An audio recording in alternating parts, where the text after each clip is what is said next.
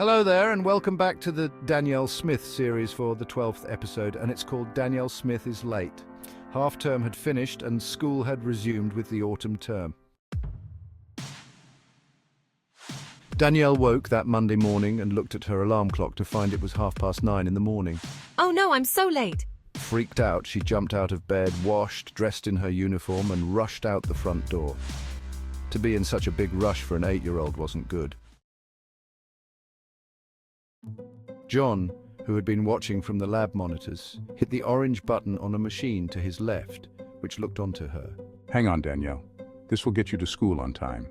She found herself frozen in a time bubble for 15 seconds before her molecules became scattered across space. She materialized in the Year 4 classroom at Lance Donovan Junior School and realized she had just been teleported into her classroom at school. Thanks, Dad, she thought to herself as she took her seat and took out her school folder to start her schoolwork. It didn't take long before her teacher, Mrs. Jones, noticed her. "Danielle Smith," she said loud enough to frighten her.